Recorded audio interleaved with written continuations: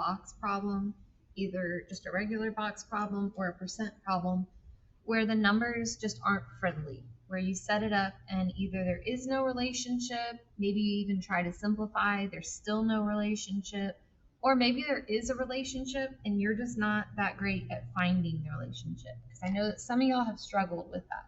So I'm going to teach you a new solution to that where you can solve it a different way. So this is called bat and ball. And the bat is sort of like a baseball bat. It's not going to look exactly like it, but you'll get the idea. And then the ball is like a baseball. So let's look at this percent problem first. It says out of 40 M&Ms in a bag, 15 were green. What percent of the M&Ms were green? So we know there were 40 M&Ms all together. So I'm going to put total M&M. And then we know 15 were green.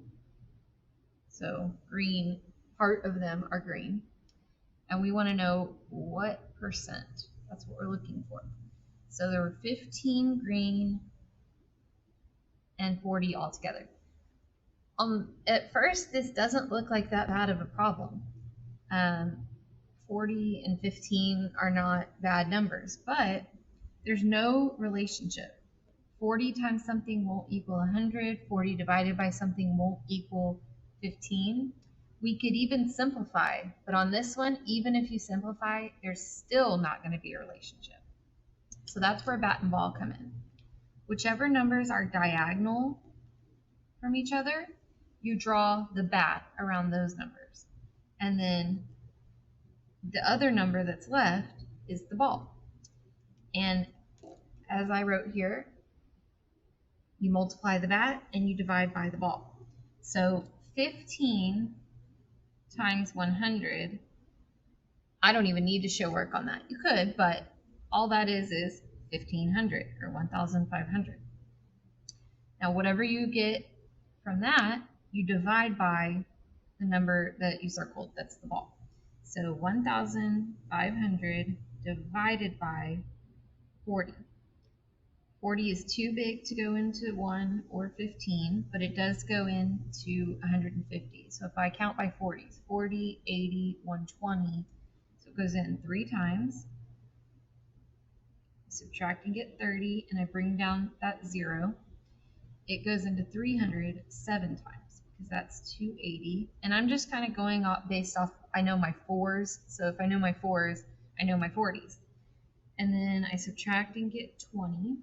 So I don't have anything else to bring down, but remember, we can add a decimal and a 0, and it goes into 200 5 times. So that means my answer is 37.5%. And let's see, I'm going to write that down. 37.5% of the M&Ms were green. So that's how it could work in a percent problem. But it also works in other proportion problems where we just use the regular box. So let's look at this one about the model airplane. On the model airplane, 3 millimeters represent 51 centimeters, and we want to know how many centimeters would 200 millimeters represent.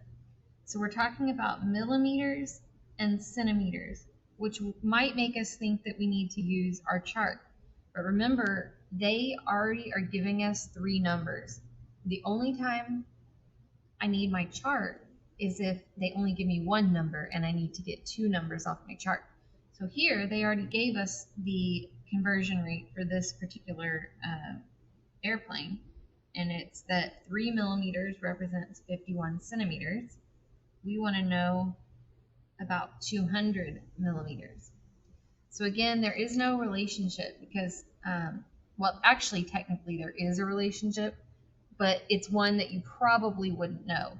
3 actually does go into 51, but remember I said that this could work for you if you are having trouble figuring out the relationship. So these are diagonal from each other, and then this one's going to be the ball. So we multiply the bat. So I'm going to do 200 times 51. So that's 0, 0, 2, and then placeholder 0, and then 0, 0, 10, 0, 0, 2, 0, 1. Okay, so that's what I get when I multiply. Now I've got to divide that. I know that's a big number, but we're only dividing by 3, so it's not too bad. 3 can't go into 1, but it can go into 10 3 times. And it can go into 12 4 times. And then it doesn't go into 0. So we get 3,400 as our answer. And so that is 3,400, and it was centimeters. Okay, so I hope bat and ball can help some of you when there is either not a relationship or you can't find it.